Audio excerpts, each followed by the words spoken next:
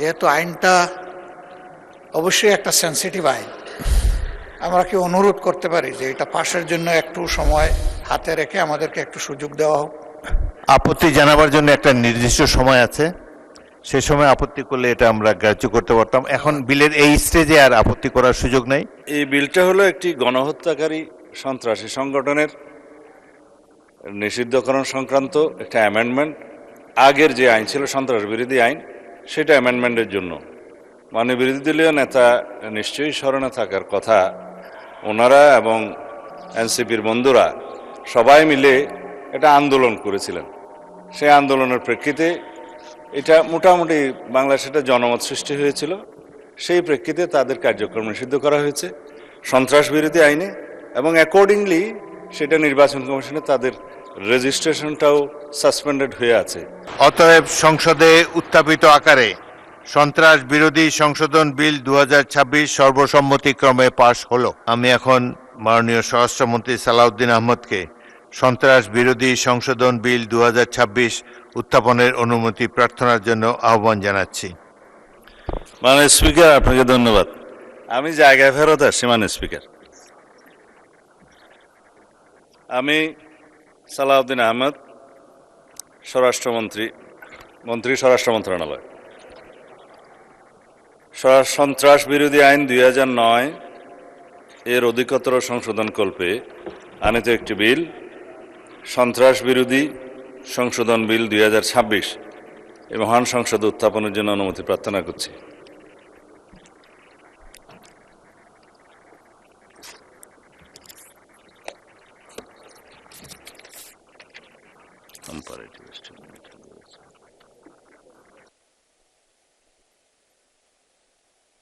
মাননীয় মন্ত্রী, আপনি বিলটি উত্থাপন করুন। ধন্যবাদ মাননীয় স্পিকার। আমি সালাউদ্দিন আহমদ, মন্ত্রী স্বরাষ্ট্র মন্ত্রণালয়, সন্ত্রাস বিরোধী আইন 2009 এর অধিকতর সংশোধন কল্পে আনিত একটি বিল, সন্ত্রাস বিরোধী সংশোধন বিল 2026 এই মহান সংসদে উত্থাপন করছি। ধন্যবাদ মাননীয় স্পিকার। আপত্তি করছে? সন্ত্রাস বিরোধী সংশোধন বিল 2026 সংসদে উত্থাপিত হলো।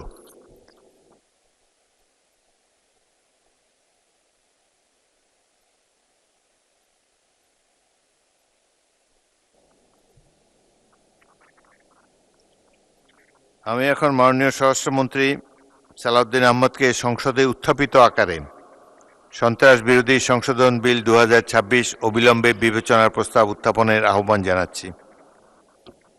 ধন্যবাদ মাননীয় স্পিকার। আমি সালাউদ্দিন আহমদ, মন্ত্রী স্বরাষ্ট্র মন্ত্রণালয়, প্রস্তাব করছি যে সন্ত্রাস বিরোধী আইন 2009 এর অধিকতর সংশোধন কল্পে আনিত বিলটি, সন্ত্রাস বিরোধী সংশোধন বিল 2026 মহান সংসদ উত্থাপিত আকারে অবিলম্বে বিবেচনার জন্য গ্রহণ করা হোক। সংসদের সামনে প্রশ্ন হচ্ছে, সংসদে উত্থাপিত আকারে সন্ত্রাস বিরোধী সংশোধন বিল 2026 অবিলম্বে বিবেচনার জন্য গ্রহণ করা হোক। যারা এই প্রস্তাবের পক্ষে আছেন তারা হাঁ বলুন, যারা এই প্রস্তাবের বিপক্ষে আছেন তারা না বলুন। আমার মনে হয় হাঁ জয়যুক্ত হয়েছে, হাঁ জয়যুক্ত হয়েছে, হাঁ জয়যুক্ত হয়েছে। অতএব সংসদে উত্থাপিত আকারে সন্ত্রাস বিরোধী সংশোধন বিল 2026 অবিলম্বে বিবেচনার জন্য গৃহীত হল। মাননীয় সদস্যবৃন্দ, বিলটির উপর দফাওয়ারি কোনো সংশোধনী নেই। আমি এখন এই বিলের দফাগুলো সংসদের সামনে পেশ করছি। সংসদের সামনে প্রশ্ন হল, বিলের দফা 2, 3 ও 4 এই বিলের অংশ হিসাবে গ্রহণ করা হোক। যারা এই প্রস্তাবের পক্ষে আছেন তারা হাঁ বলুন, যারা এই প্রস্তাবের বিপক্ষে আছেন তারা না বলুন।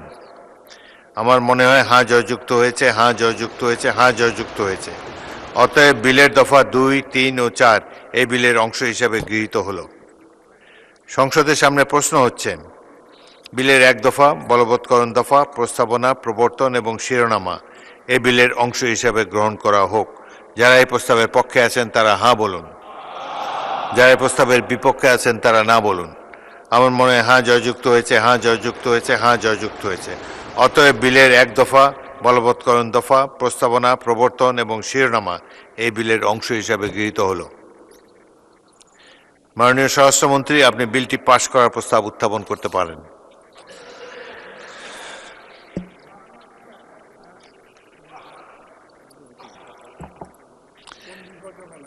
মাননীয় বিরোধী দলের নেতা, আপনি কি বিলের সম্পর্কে কিছু বলতে চান?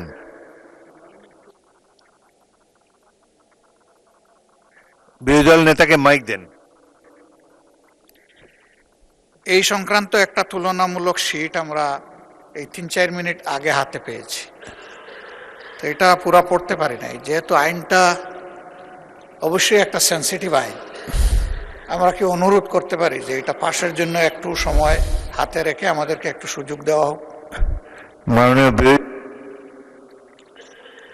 আপত্তি জানাবার জন্য একটা নির্দিষ্ট সময় আছে, সে সময় আপত্তি করলে এটা আমরা গ্রাহ্য করতে পারতাম। এখন বিলের এই স্টেজে আর আপত্তি করার সুযোগ নেই।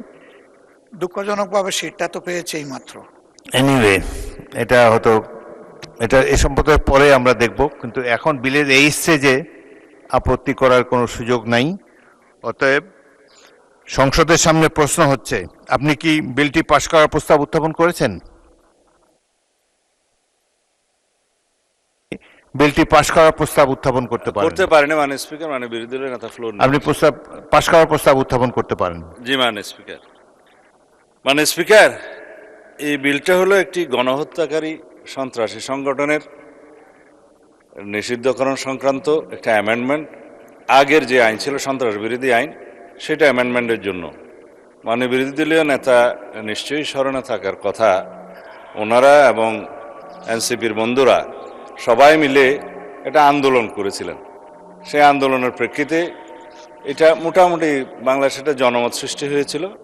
সেই প্রেক্ষিতে তাদের কার্যক্রম নিষিদ্ধ করা হয়েছে সন্ত্রাস বিরোধী আইনে, এবং অ্যাকর্ডিংলি সেটা নির্বাচন কমিশনে তাদের রেজিস্ট্রেশনটাও সাসপেন্ডেড হয়ে আছে। এবং এখানে এই আইনের অনুবলে পরবর্তীতে আর্টিকেল 47 অনুসারে সংবিধানের আইসিটি অ্যাক্টেও পরিবর্তন এনে সংগঠনের বিচারের জন্য সেই আইনটাও সংশোধন করা হয়েছে।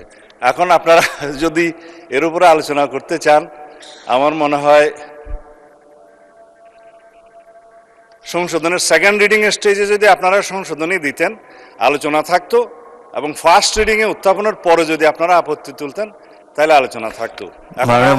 স্টেজে আমি উত্থাপন এই ব্যাপারে তো আমি আমার রুলিং দিয়েছি, আপনি আপনার পাশ করার প্রস্তাব। ধন্যবাদ মাননীয় স্পিকার আমাকে কথা বলার সুযোগ দেওয়ার জন্য।